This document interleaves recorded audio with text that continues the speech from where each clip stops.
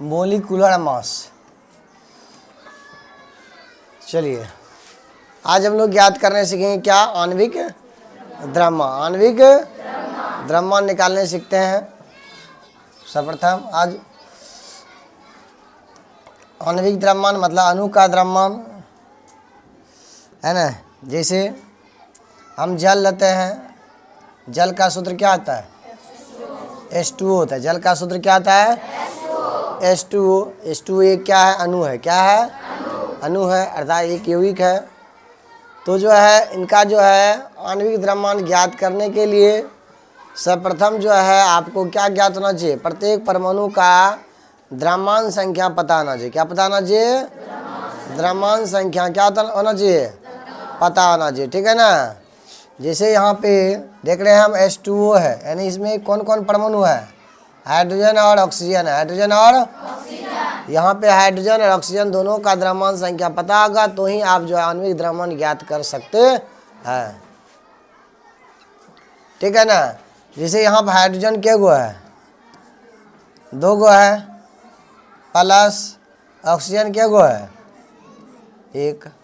तो हाइड्रोजन का परमाणु द्रव्यमान कितना होता है, 1 होता है। 1 गुना 2 प्लस ऑक्सीजन का कितना होता है, 16। क्या होता है, तो 16 गुना 1, तो 2 गुना 1 क्या आ जाएगा, 2 हो जाएगा ना। और 16 गुना 1 क्या होगा, तो 16 2 कितना आ जाएगा, 18। तो जल का जो आणविक द्रव्यमान कितना आ जाएगा, 18 हो जाएगा। कितना हो जाएगा, 18 हो जाएगा। ठीक है ना, समझे इसको। इसी प्रकार जो देखिए सोडियम क्लोराइड का, किसका, सोडियम क्लोराइड NaCl का आणविक द्रव्यमान क्या होगा, सोडियम के गो, 1 गो है ना, तो 1 से गुना कर देंगे, प्लस क्लोरीन भी 1 गो, 1 से गुना कर देंगे। सोडियम का परमाणु द्रव्यमान कितना होता है, 23। कितना होता है, 23 होता है। 11 इसका परमाणु संख्या है तो इसका द्रव्यमान संख्या कितना होता है, 23 होता है। क्या होता है, 23 गुना 1 प्लस क्लोरीन का कितना होता है, 35 है ना। 35.5 लिए हैं क्या, 35.5 भी ले सकते हैं, कोई दिक्कत नहीं है। 23 गुना 1 23 प्लस 35.5, इसको जोड़ दीजिए, कितना होगा, 5 3 8 और 3 2 10.5 दीजिए। क्या यहाँ 10 है, 0 + 5 5 5 3 8 3 2 5, यानी 58 कितना हो जाएगा, 5 है। किसका, सोडियम क्लोराइड। किसका, ऐसे ही जो आप ग्लूकोज का ज्ञात कर सकते हैं। किसका, ग्लूकोज का। देखिए आणविक द्रव्यमान कितना होता है, पहले ग्लूकोज का सूत्र क्या होता है, पहले ग्लूकोज का सूत्र बताइए क्या होता है। ग्लूकोज का जो सूत्र होता है वो क्या होता है, C6H12O, यही होता है ना, हाँ या ना। तो इनका जो आणविक द्रव्यमान ज्ञात कीजिए। कार्बन के गो है, तो 6 C गुना 6 हो गया, प्लस H गुना 12 हाइड्रोजन है ना, प्लस ऑक्सीजन इंटू 6 कर देंगे। अब सब परमाणु का जो है द्रव्यमान लिख देंगे। कार्बन का परमाणु द्रव्यमान कितना होता है, कितना होता है, 12 होता है। परमाणु द्रव्यमान पता होना चाहिए, जहाँ पता है तो आणविक द्रव्यमान आसानी से ज्ञात कर सकते हैं। हाइड्रोजन का परमाणु द्रव्यमान कितना है, ऑक्सीजन का, अब इसको सॉल्व कर दीजिए।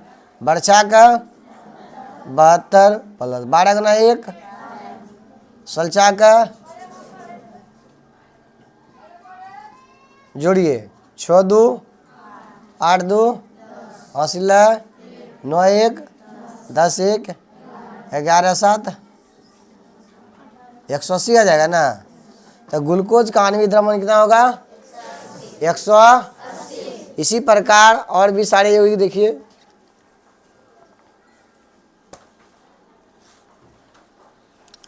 अब निकालिए कैल्शियम कार्बोनेट का। किसका, कैल्शियम कार्बोनेट का, CaCO3। कैल्शियम कार्बोनेट का सूत्र क्या था, CaCO3 होता है। तो इसका आणविक द्रव्यमान निकाल के बताइए।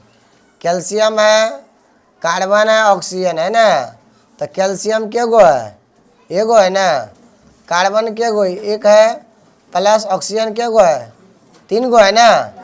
ध्यान दीजिए यहाँ जो संख्या होगा, यहाँ कुछ 1 है तो इसलिए 1 दिए, यहाँ भी 1 है तो 1 दिए। तो कैल्शियम का जो है द्रव्यमान संख्या कितना आता है जल्दी बताइए। कैल्शियम का द्रव्यमान संख्या कितना होता है? तो 40 गुना 1 कर देंगे ना, हाँ या ना। और कार्बन का कितना होता है? तो 12 गुना 1 कर देंगे ना।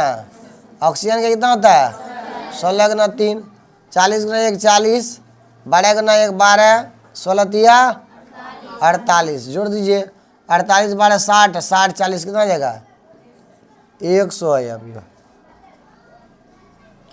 है ना, बन जाएगा।